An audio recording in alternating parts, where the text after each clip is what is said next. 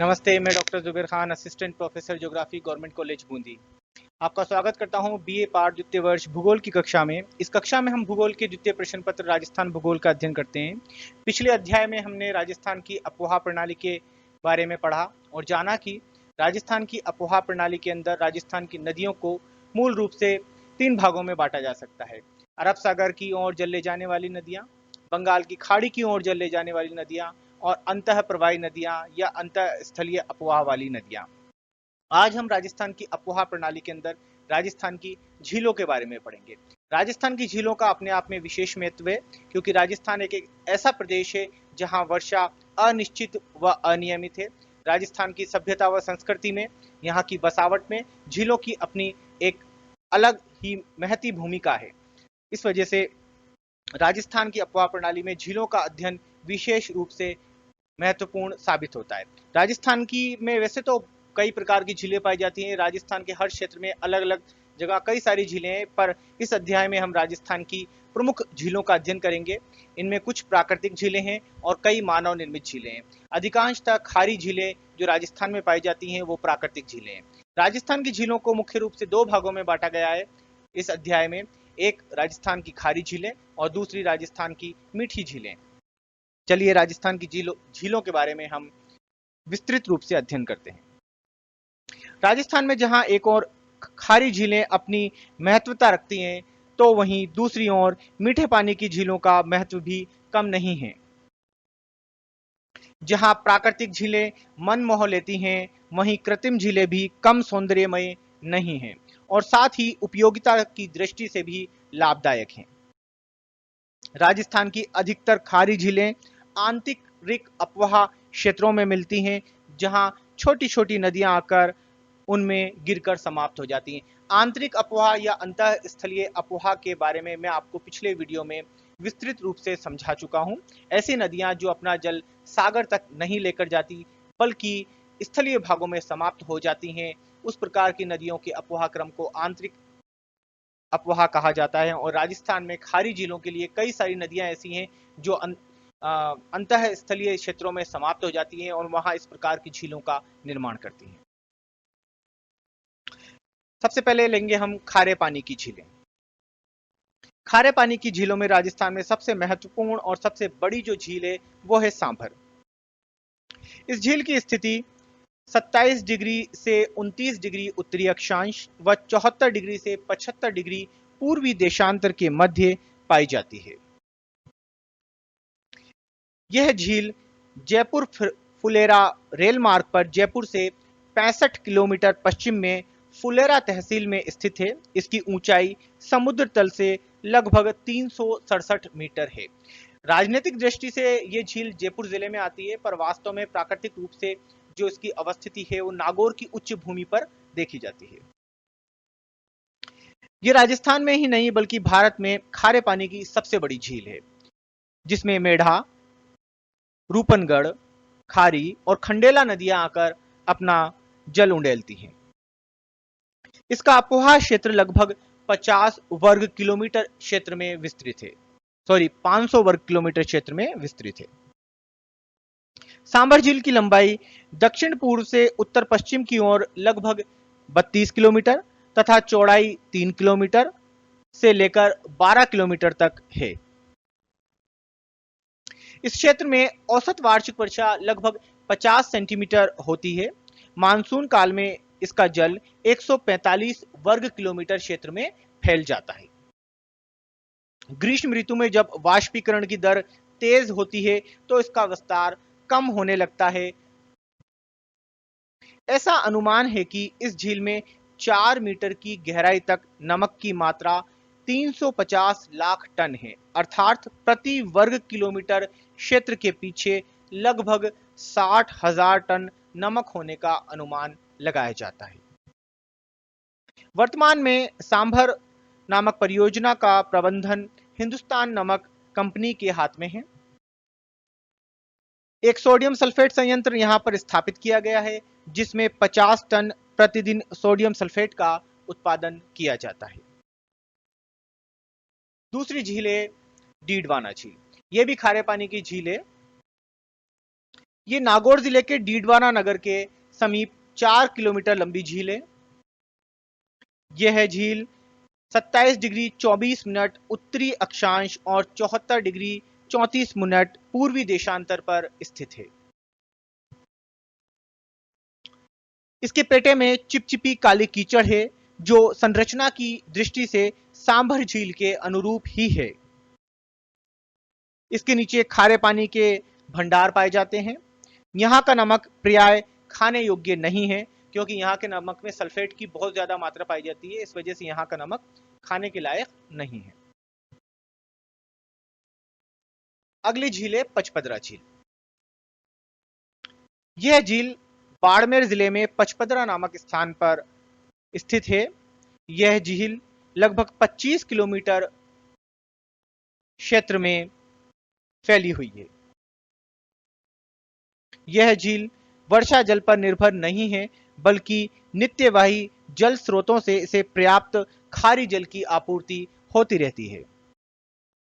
लगभग 400 वर्ष पूर्व एक पंच था, जिसने इस झील के समीप आकर एक खेड़ा या पुरवा स्थापित किया। छोटे गांव को पुरवा कहते हैं।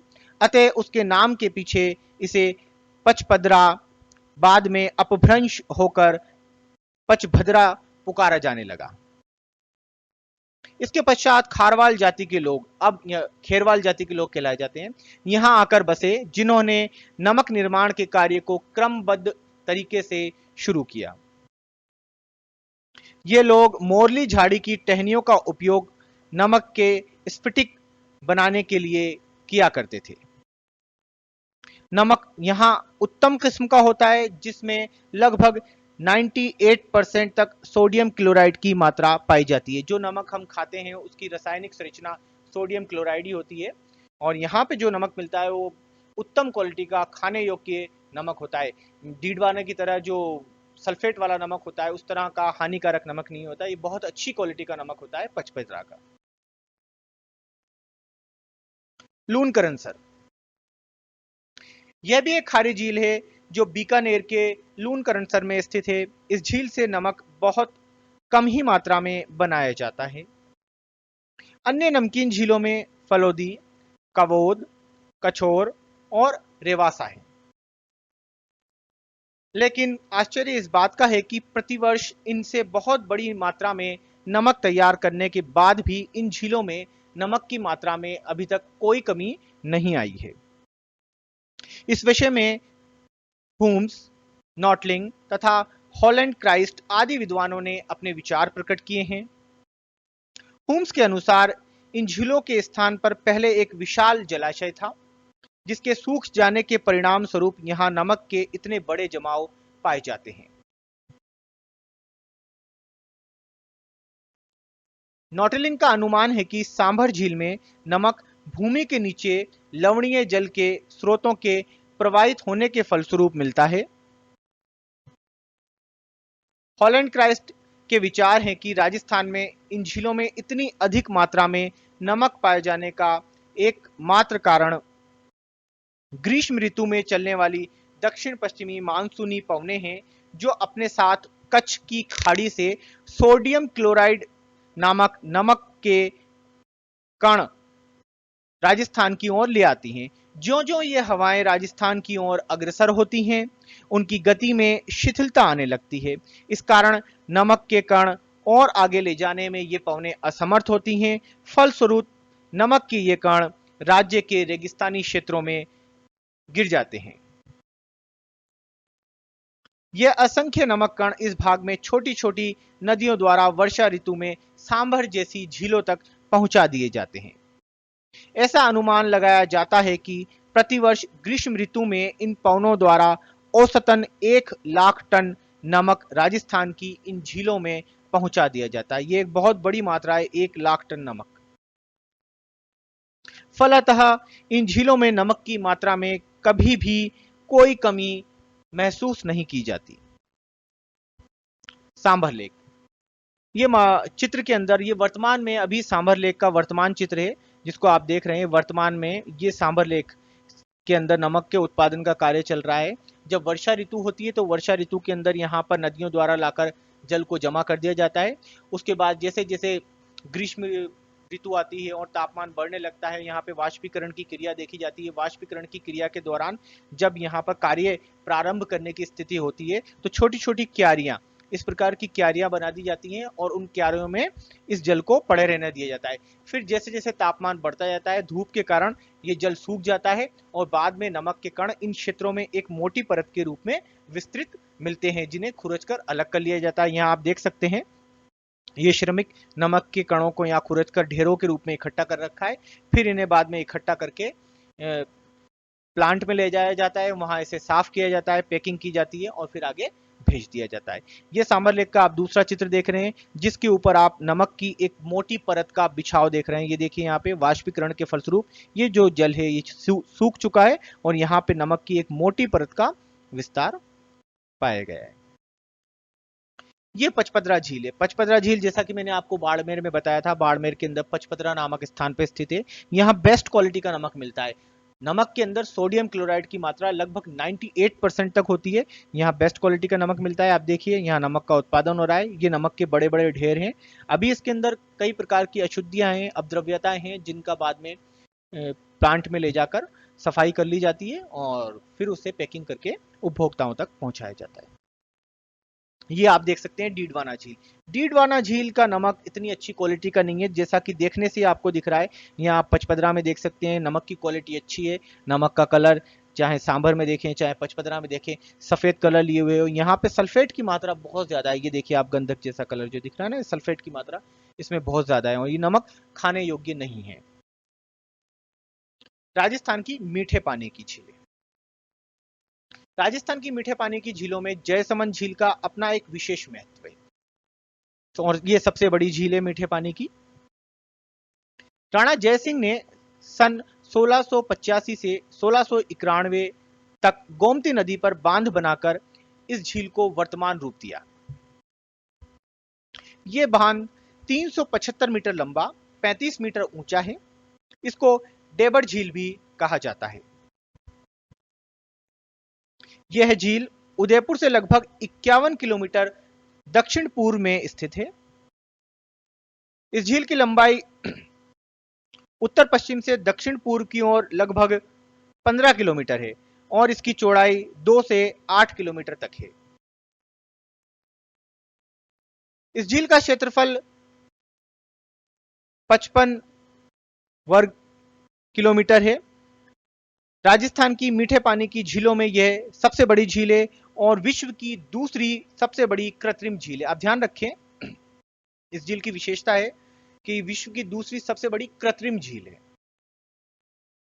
इसकी परिधि 145 किलोमीटर है। इस झील का अपवाह क्षेत्र लगभग 1800 वर्ग किलोमीटर क्षेत्र है। इस झील के क्षेत्र में छोटे छोटे 7 टापू पाए जाते हैं, जिन पर भील व मीणा जाति के लोग रहा करते थे और अब भी रहते हैं। सबसे बड़े टापू का नाम बाबा का भांगड़ा है, उससे छोटे टापू का नाम प्यारी है। सन 1950 के पश्चात इस झील से सिंचाई के लिए 2 नहरें, श्यामपुरा नहर व भाट नहर बनाई गई। इन मुख्य नहरों की लंबाई 324 किलोमीटर व वितरक नहरों की लंबाई 125 किलोमीटर है। राजसमंद झील। महाराणा राज सिंह ने 1662 में इस झील का निर्माण करवाया था। इस झील में गोमती नदी आकर गिरती है। यह झील लगभग 6.5 किलोमीटर लंबी तथा 3 किलोमीटर चौड़ी है। इस झील के उत्तरी भाग नौचौकी के नाम से प्रसिद्ध है। यहां संगमरमर के 25 शिलालेखों पर मेवाड़ का इतिहास संस्कृत भाषा में अंकित है। आजकल इस झील से सिंचाई का काम भी लिया जाता है। रूपनगढ़ नाला जो अजमेर के समीप से निकलता है, आकर सांभर झील के दक्षिण में की तरफ गिरता है। पिछोला झील। 14वीं शताब्दी के अंत में राणा लाखा के शासनकाल में एक बंजारे ने इस झील को बनवाया था। यह झील उदयपुर के पश्चिम में पिछोला गांव के किनारे पर स्थित होने के कारण इसे पिछोला नाम दिया गया। यह झील लगभग 7 किलोमीटर चौड़ी है। इस झील में स्थित दो टापुओं पर जग मंदिर और जग निवास, दो सुंदर महल बने हुए हैं। इसमें अब लेक पैलेस होटल का संचालन होता है। अनासागर झील, यह झील अजमेर में दो पहाड़ियों के मध्य अत्यंत रमणीय लगती है। यह एक सुंदर और कृत्रिम झील है। इस झील को सम्राट पृथ्वीराज चौहान के पितामह अनाजी ने सन 1137 में बनवाया था। जहांगीर ने इसकी सुंदरता से इतना प्रभावित हुआ कि उसने बांध के नीचे एक उद्यान दौलत बाग का निर्माण कराया, जिसे अब सुभाष उद्यान के नाम से जाना जाता है। सिलीसेड झील, यह झील अलवर नगर से 12 किलोमीटर दूर स्थित है तथा लगभग 10 वर्ग किलोमीटर क्षेत्र में फैली हुई है। यह पर्यटकों के आकर्षण का मुख्य केंद्र होने के साथ ही इसमें नौका विहार की सुविधा भी उपलब्ध होती है। कोलायत झील, यह झील बीकानेर से लगभग 48 किलोमीटर दक्षिण पश्चिम की ओर कोलायत नामक स्थान पर स्थित है। कहा जाता है कि यहां कपिल मुनि का आश्रम था। यहां वर्ष में कार्तिक पूर्णिमा के समय एक बड़ा मेला भी लगता है। पुष्कर झील, यह झील अजमेर से 11 किलोमीटर दूर पुष्कर नामक स्थान पर स्थित है। इसमें वर्ष भर पानी रहता है। इस झील के चारों ओर स्नान घाट बने हुए हैं। यहाँ अनेक मंदिर हैं, जिसमें ब्रह्मा जी का मंदिर सबसे ज्यादा प्राचीन और महत्वपूर्ण है। पवित्र झील के पश्चिम में एक सीधी पहाड़ी की चोटी पर ब्रह्मा जी की पत्नी सावित्री मां का मंदिर है।